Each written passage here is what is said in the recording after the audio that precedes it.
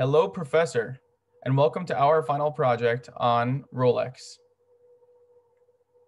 So today, we're going to give you our project from all the way from our analysis of the company of Rolex, giving you the background, and then going into the depth of our research, which we've done and which we've gathered from other third parties who have done their own research.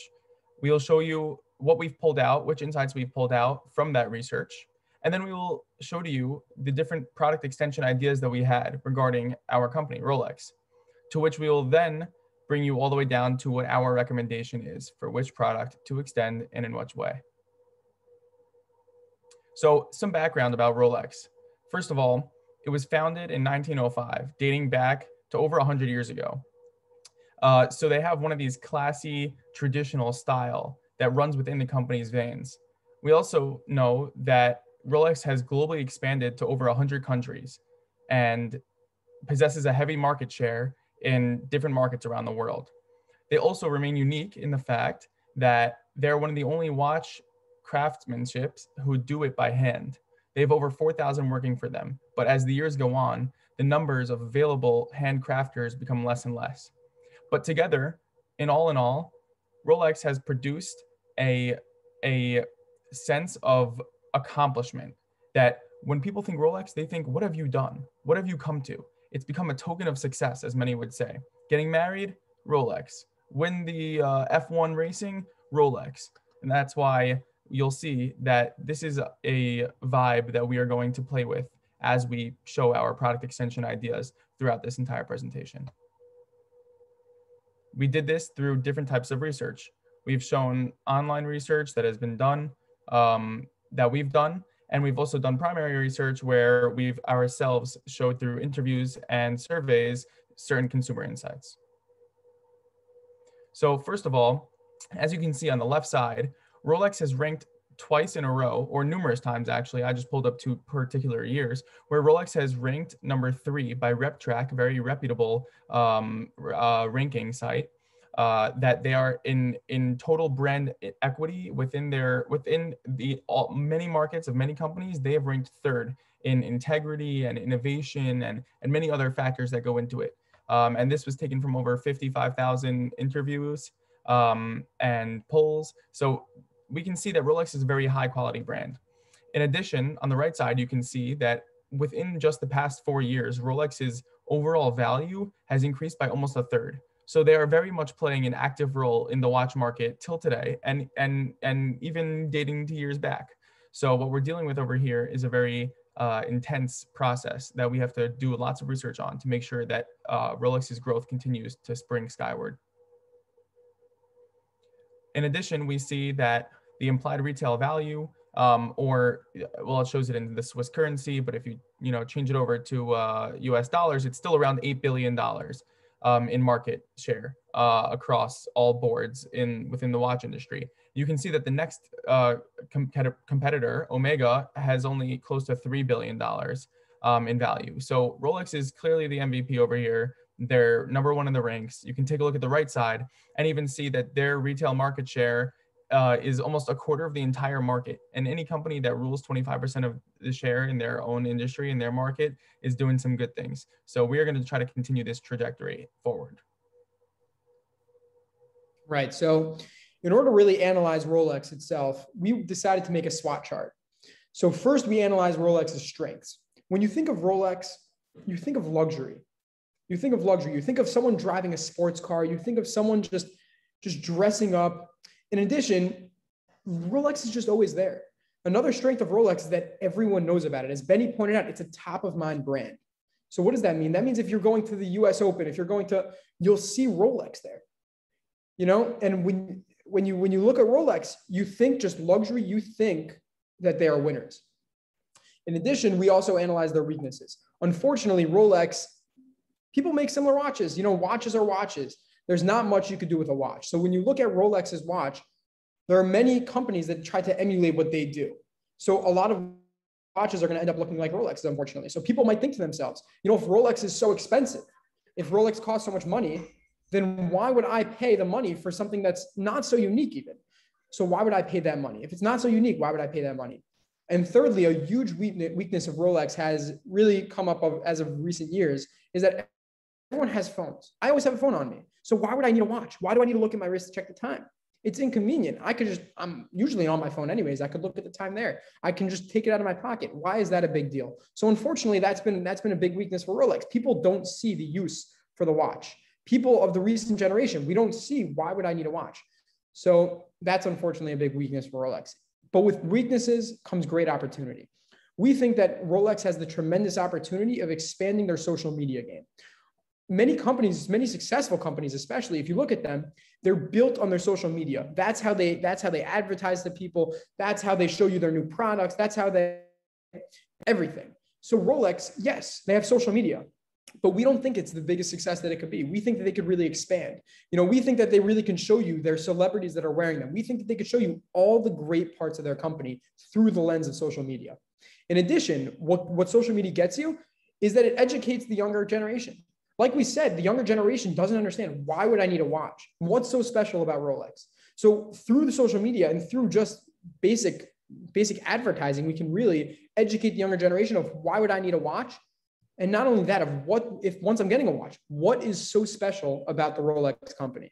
So in addition, we also thought another opportunity was, I like something unique. Like we said in the previous slide, many Rolexes look the same as other watches. So what's so special about a Rolex? So there are many special things about a Rolex, but we thought something we could do is also just make limited edition Rolexes so that I can put my name on a Rolex. So my Rolex can really tell a story. And we thought that would be a great opportunity for Rolex to really expand more into that. And unfortunately, there are also some threats to Rolex. Like any company, the economy can go into a recession. The economy can go down. Like we just experienced that this past year. And so we think that that's obviously going to be a threat for Rolex because we're no different than any other company in that regard. In addition, a big threat is that Rolex, especially more than other companies, because we attain such a high status, people just want to wear a Rolex. It doesn't matter if it's really a Rolex. If it looks like a Rolex, I'm fine. So therefore, people think, why wouldn't I get a fake one? So unfortunately, if you look at the picture over there, you can see they're so similar. They're so similar. So that's a big threat that we've been trying to deal with, of how can we really differentiate ourselves? And that's unfortunately a big threat. So with any threat, with any weaknesses that a company has, we want to expand off of that. We want to use these weaknesses and really grow from that. So like I was trying to emphasize in the past two slides, kids are not really valuing what the great part of a Rolex is. And that might be just because they have phones. So because of phones, because kids are valuing those instead of our watches, we're afraid that we're going to be going out of style. So with that, we saw some opportunity because Rolex hasn't changed our product. We have not changed our product in many years. So therefore, we wanted to design some new products. If you look at this chart down below, you could see the numbers speak for themselves. From the company RepTrack, which they get their numbers, they get real data, they interview a lot of people. If you look at their numbers, you could see from the boomers, the older people, they value Rolex. And even in Gen X, even in that age, they're also valuing people. The people are also valuing Rolex tremendously. And then as it gets to the millennials, and especially our generation, Gen Z, you could see Rolex is always falling down. It keeps falling down. So we're afraid that that's going to be a consistent fall. So that's what we're trying to get ourselves out of. So we went through a competitive threat analysis, and we decided to see if we're going to expand, we have to look at what is our competition. So therefore, if you look at our current and direct analysis, that's going to be the classic watches. As Benny spoke out of Mega and Patek Philippe, these are the classic watches that people, when I'm getting a nice watch, what am I going to get? So people say, I'm going to get this watch, I'm going to get that watch. That's our current and direct competitors. In terms of indirect, with the current status also, we have the smartwatches, the Apple watches, we have the phones, as I pointed out. And in terms of the future direct competitors, these are watches, but this is what is going to be developed in the future. This technology, people like change. Therefore, this is what we believe the future has intact. And in addition, the indirect way, this is really the phones, because the phones are really an indirect competitor for us. So based on this, we decided to do some of our own research, our own primary research. And we began with interviews. We started conducting some interviews, and we wanted to interview a bunch of different people. And we thought it would be a good idea. We started with interviewing some younger siblings. We wanted to hear from the young folk and see what insight they could bring. and see, you know, maybe there's something we're missing. Maybe there's something that younger people are just interested in that the people designing Rolex maybe are unaware of. And then we decided to interview some friends who are similar age, similar demographic to us, because we figured, you know, they're the ones starting their financial lives. Maybe they're the ones trying to invest, and they're the ones maybe looking to make some big purchases on watches in the future. And then we thought it would be a good idea to interview some people who actually are not just outsiders to the industry, but people who actually deal with the industry, professional, you know, watchsmiths, watch dealers, people who can actually provide insight, and we can hear from them based on their actual knowledge of what actually happens. So the first major insight that came out of our interviews, you know, we were starting to ask people about a little bit about their habits, and when it comes to buying products and buying watches and things that they wear. And one thing we noticed specifically from some of the younger folk was that if we mentioned just a couple slides back that one of the biggest problems that we had was that people were not, you know, the Apple watches, and we mentioned that was a threat. But instead of having it, you know, stay as a threat, we decided we could turn that into an opportunity. Because what was it? It's that people want the technology. We were starting to see that the kids, they just want to have something that's easier to use, something like that. And therefore, this basically brought us to our first recommendation, our first proposition, which is the Rolex smartwatch. That is, you know, it takes the classic Rolex design, but it takes it to the next level. It adds, you know, you can check your text messages, stuff like that, but it still looks like the Rolex, which is very, very important because it retains that, you know, it adds the technology, but it retains the flashiness. And that's so important because that's so much of what people want is what we found. People want the Rolex, as we mentioned already. People want to show that that they have this top of mind brand and that they have the Rolex, but they want something that maybe is a little bit more practical. So that was our proposition number one. Then some more insight that came based on our interviews is this almost goes in the opposite direction, but that is people, and this insight came more from the people who are actually on the inside of the company, some of the professionals, and they realized that sometimes people just want to buy Rolexes because they're Rolex. That's it, right? We mentioned before that there are a lot of you know, people will buy sometimes fake Rolexes.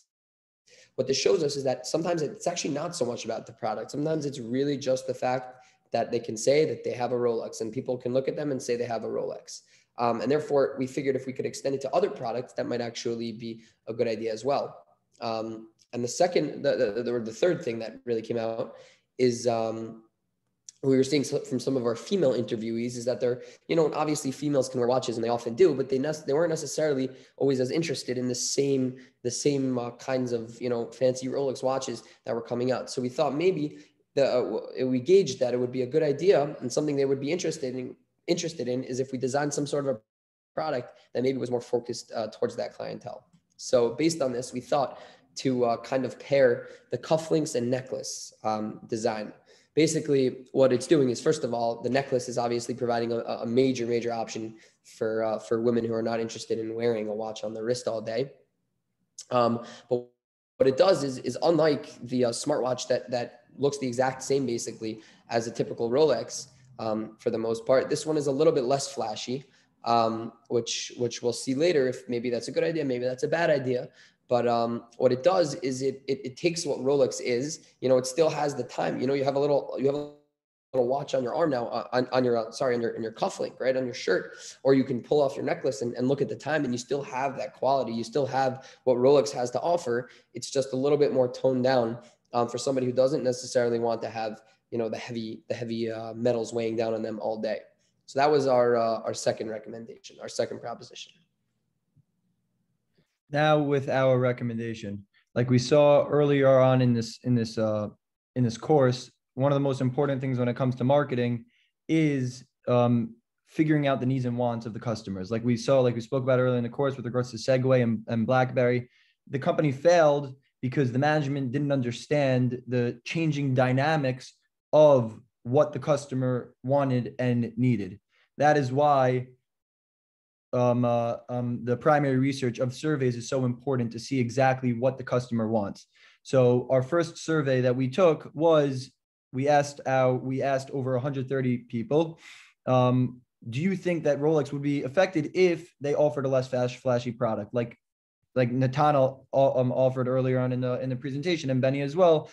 Rolex is known for their flashiness, their high quality, their prestige. It's a very high class brand. That's why it was so important for us to ask this question. And from from the responses that we received, an overwhelming majority came back and said that 60% of people, overwhelming majority, said that it would negatively affect the brand if Rolex would offer a less flashy product. That is why we that is what contributed to our final product of a Rolex smartwatch. The overwhelming majority of people that took the approach of that it would negatively affect the company came and said that 71% of people would choose the smartwatch rather than the necklace and the cufflinks. And that is why we listened to the consumers. And we see from here that the product that we chose was the Rolex smartwatch.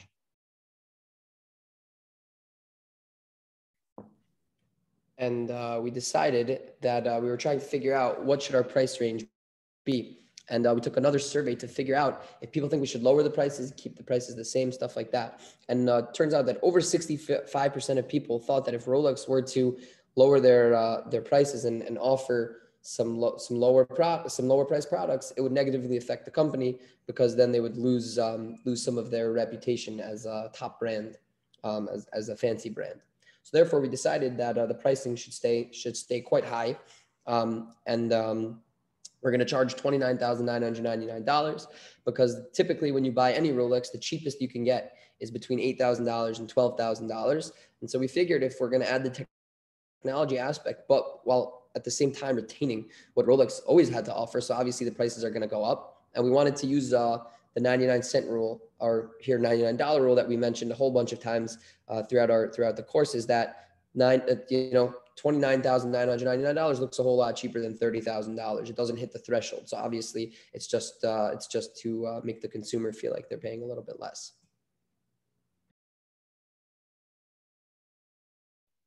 And with regards to where we are going to place these Rolex smartwatches, we chose to only keep them in the store, because that aspect of uniqueness to only a store, not online, really shows the high class of the brand of the product. Like with regards to showrooming cars, it's very high brand cars, like we spoke about in class, and the showrooms really show a sense of flashiness, a sense of high quality. And it's of course part of the experience. You go to a Rolex store, you see the watches, you see what they have to offer. And with regards to the high class of the watch, not necessarily you cannot necessarily buy one right away. They have to be made for you. And that's why we chose to make them only shown in a store. So like any product, you have to promote it properly. And this is the last of the 4 Ps. And we thought that, like we said before, I pointed out that Rolex really needs to up their social media standard. So we thought that promoting online, not just through social media, but really through all forms of online. Like we said, we wanted to reach out to that younger generation. And what do they love using? They love using their phones. And before that was really something that was hurting our company, because they thought that they didn't have the need for watches because of their phones. But we thought we could use that as a benefit. And we thought we could really advertise primarily online. And therefore, despite the fact that they have phones, they're going to really see what Rolex is all about. In addition, many people that are into fashion like using fashion magazines. They like reading them. They like sitting on the couch and just, leaning back and kicking back one of those magazines. So we decided that obviously we were going to be promoting through there. In addition, we thought it would hurt the brand. Through our research, we thought it would hurt the brand if we would be giving discounts. We thought that people look at Rolex as a primary brand. People look at, as John said, as a prestigious brand. And if people see that we're giving discounts, they're not going to think it's for the upper class. And that's going to make it deteriorate from the upper class. And we thought that if we would be giving discounts, that would really be cheapening the brand. So here's our pitch. Our value proposition goes as follows. For watch lovers who are looking to enhance their collection, the Rolex smartwatch is a watch that provides the highly coveted technology so many desire. Unlike other smartwatches, the Rolex smartwatch offers the classic high quality design of a Rolex combined with the modern technology of a smartwatch. And that's our pitch. Now, just to conclude, there were a bunch of common themes that went on during our presentation. Number one is that people want technology and they love technology. Number two is that there's a growing need to pique the interest of the younger generations. Number three is that people love the prestige of Rolex. And so to put it all together, what we're looking at right now, the Rolex smartwatch combines all those factors. We want an up-to-date technology. We want the same prestige. We want the same prices. We're going to premiere them in our fanciest stores. And we're also going to offer not just a low price. We're not going to sell discounts. We're going to give it to them for the one price. And if they want it, then they can come and get it. So to keep Rolex's brand of a token of success, we are presenting to you the Rolex smartwatch. Thank you very much.